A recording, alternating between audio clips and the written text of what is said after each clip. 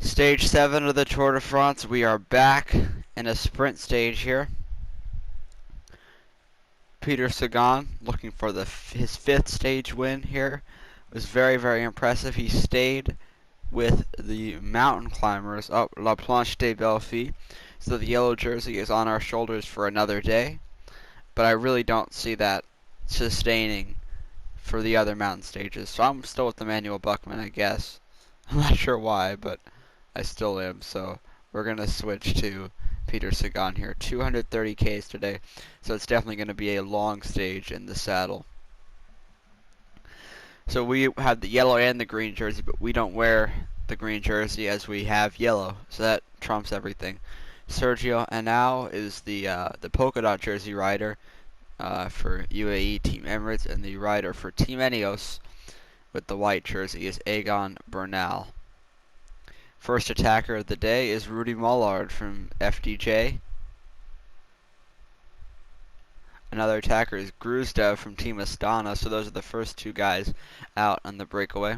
Another one is the Michael Valgren from Team Dimension Data. The CCC rider Greg Van Avermaet. So that's a dangerous breakaway rider right there. He might be able to go all the way if we don't reel him in. And, you know, he could be the only person that could stop Sagan, because so far we've been doing very, very well. Ilya Viviani has not been able to beat us. Marzinski from Arkea is looking to attack, and a rider from Lotto Soudal is also going to attack. Hardy from Team, I'm not sure what team that is. So Van Avermaet's out there. DeGain. Actually, DeGain's the other rider. Lotto Soudal rider is Marzinski. So we have an early chase here. I'm not sure if these are attackers or what, but I guess the breakaway group might be too big for these guys, but they're going crazy here. I'm not sure what's going on so far, but we brought some people back in, but we're really moving here. I'm not sure why.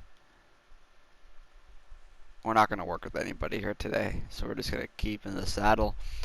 Even though we do have the yellow jersey, we are not going to go by tradition. We are not going to lead the peloton today, and we're going to let the other teams do it. So Team Quickstep, we're going to be looking for them to carry the load a little bit. Probably Team Ineos, UAE maybe.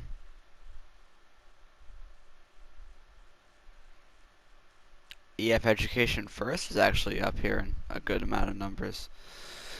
So there's Alessandro De Marchi, the CCC rider, formerly Team BMC. We have more attackers. Gojard from AG2R La Mondiale, and DeGain also attacking.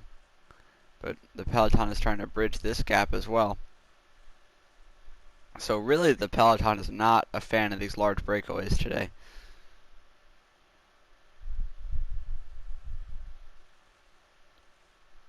And you know, it's good to see Sagan still in yellow. I'm not expecting it to last very much longer. But, you know, for however long he can hold it, that'll be cool. Definitely good.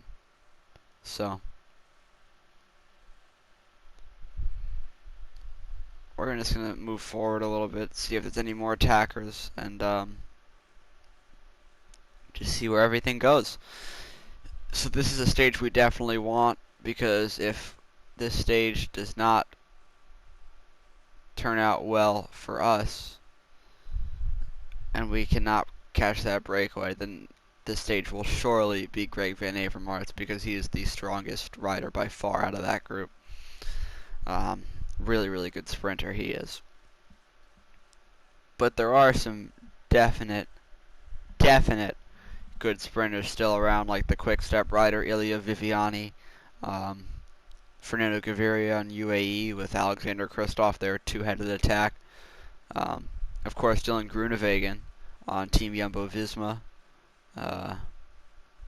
Caleb Ewan for Lotto Soudal, and Andre Greipel's still around on Arkea, but we really haven't seen much of him so far.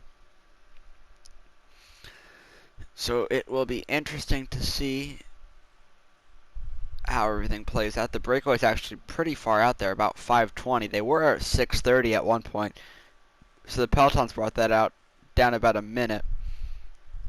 Van Avermaet gets those KOM points. Who knows? Maybe he could be going for that King of the Mountains jersey here, but I don't think he'll be able to get as many points as necessary for the polka dot jersey, who is currently on the shoulders of the puncher Sergio Henao from Team UAE. So we will see if he continues to go out in the breakaways from now on to hold that polka dot jersey. Will Van Avermaet get those points? He does. He gets 2 more points on this Category 3 climb. So Van Avermaet really solidifying that that standing in the King of the Mountain standings. Maybe making a push for it. We could see him in the breakaway in the upcoming days. So our plan with Peter Sagan is pretty much knowing that we are not going to be able to win that yellow jersey. So the next mountain stage, I don't really think we are going to. We might honestly go off the back on purpose just to try to save stamina and not gas ourselves out so we don't have any energy for the rest of the sprint finishes and we could risk losing the green jersey, which is the last thing I want because that's our main focus with Sagan, and we have Emmanuel Buchmann for that yellow jersey.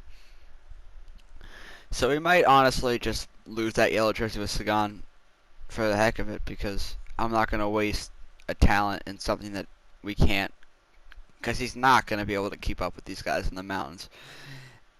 He was very, very lucky to stay up La Planche with the lead riders, which I was so impressed with, but I don't know if he can do that, especially with the HC climbs and constant attacking from the overall guns. So, trying to bridge a gap maybe on this descent here they are, but we are moving. Wow.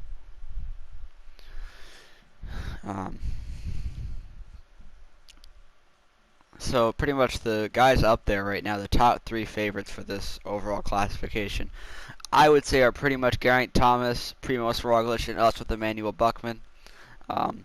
Buchmann really does not have as a wide array of strong suits as Thomas and Roglic, so I don't really, if the time trial could be bad for us, we could lose a decent amount of time with Buchmann there. I'm not confident about that at all.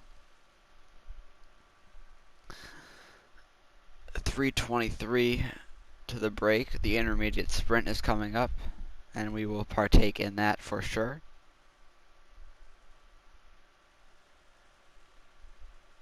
There's Tanel Kangert from Team EF Education First, formerly Cannondale, which is Peter Sagan's first team in cycling, or at least in a big cycling team. I miss Peter Sagan in that bright green kit. Always loved Cannondale.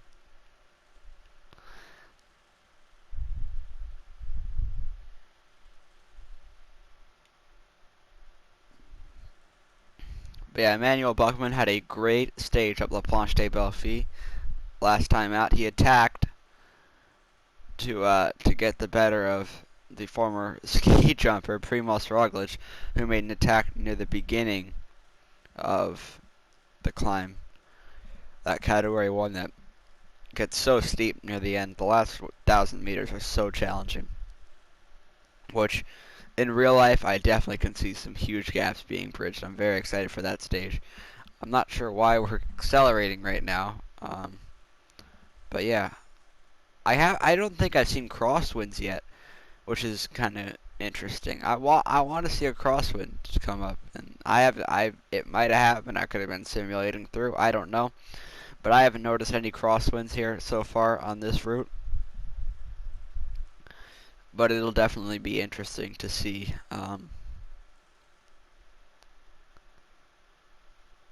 if we come across any of them and the time gaps that could be bridged from the crosswinds. Approaching that intermediate sprint, the lead group is 3 minutes ahead. They have the Groupama rider, Rudy Mullard, Gruzdev from Team Astana, Greg Van Avermaet from CCC, and Valgren, the puncher from Dimension Data. There's Michael Morkov right there, Ilya Viviani, the big sprinter that we are looking out for, who won stage 4 in real life today. had a really, really good sprint. It was pretty much him versus Alexander Kristoff. Also in it was Caleb Ewan. Sagan got 4th, and then Dylan Groenewegen and Mike Tunison were 5th and 6th. This year, I don't really see Sagan on form, if I'm going to be honest with you. It's not his best year. He doesn't have the speed right now, I don't think, at least. So that'll be interesting to see if Sagan gets form, but it doesn't look like the Sagan that I'm used to. He doesn't look fast. It looks like he definitely gets outclassed by other sprinters that I'm sure he usually could beat. Viviani, I get, because Viviani is a very, very strong sprinter. Caleb Ewan as well. But, being beat at the intermediate sprint by like Michael Matthews and Sonny Colbrelli, that is not Sagan. He needs to get those points, and he really hasn't been placing himself well. And I think part of it is that Bora is not doing anything for him this year. They are all for Emmanuel Buckman, and he only has really one lead-out guy. That's Daniel Oss, who is conveniently right behind us, number 176, former teammate that he had when he was in Cannondale. Now together on Bora. Van Avermaet, wins the intermediate sprint. We're kind of boxed in here, so we might not be able to get as many points as we would like. I can't get out of here. I want to start sprinting, but I'm kind of stuck still.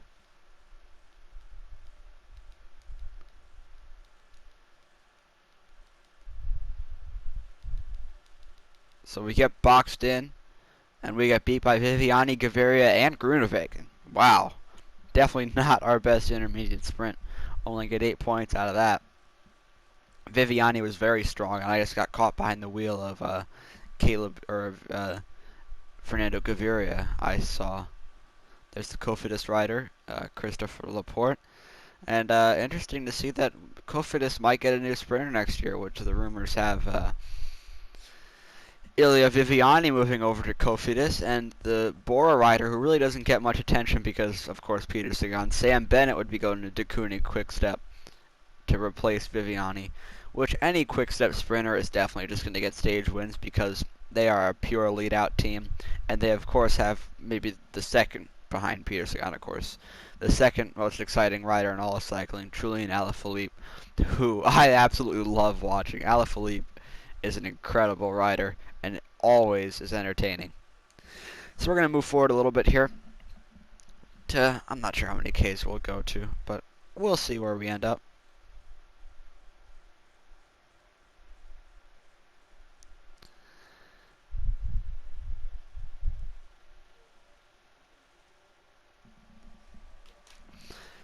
So the breakaway down just under 2 minutes, about 1:40 now. We're going to go to about 30 Ks left here and just go from there. So definitely the rest day is going to be needed soon.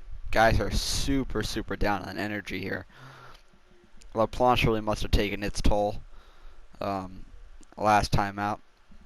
And this is one of the toughest tours in recent history. I skimmed way too far, but it's fine. We'll do the last 25 Ks here. So Van Avermaet is still out there, which I thought that he might have a chance at being able to hold it the whole stage. I don't see that chance anymore.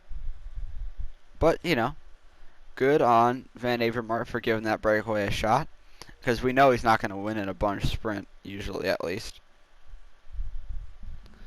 So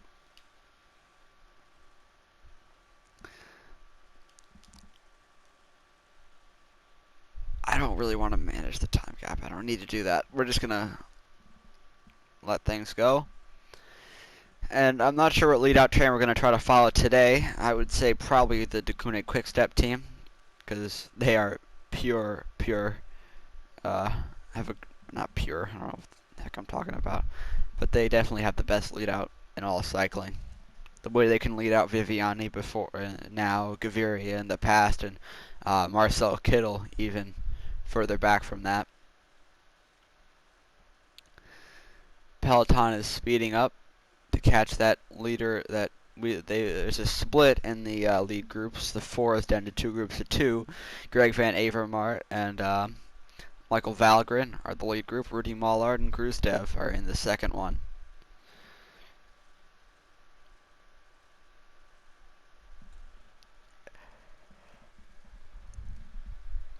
There's the riders from Bahrain Merida for Vincenzo Nibali and Sonny Colbrelli.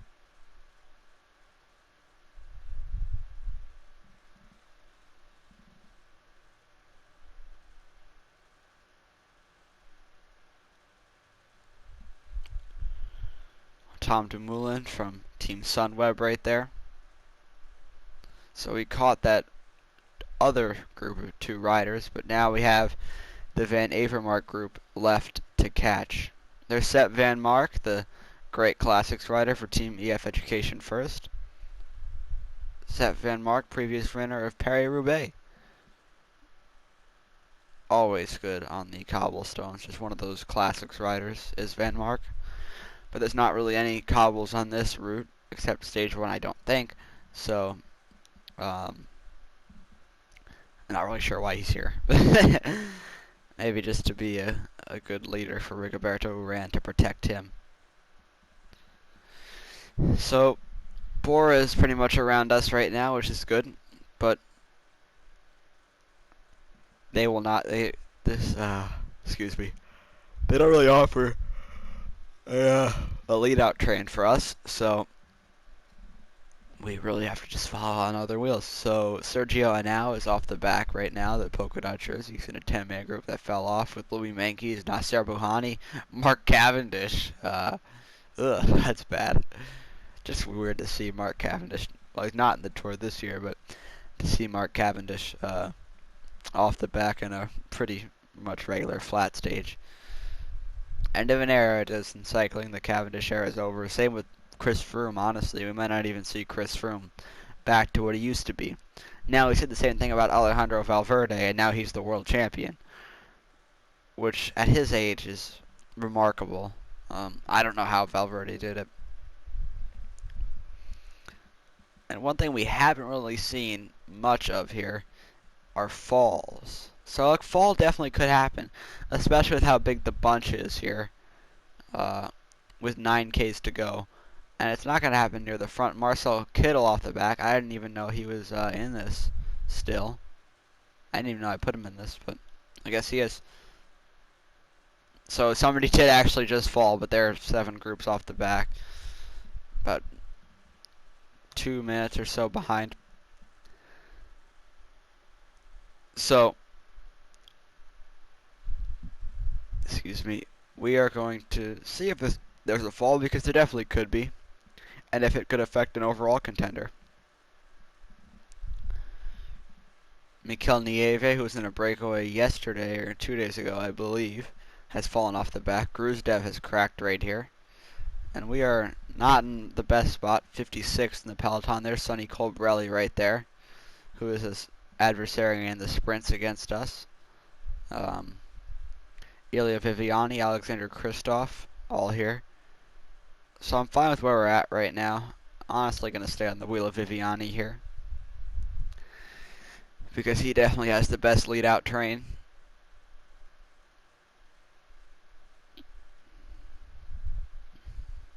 About 4Ks left here. 50 sprint points online. There's the world champ, Alejandro Valverde.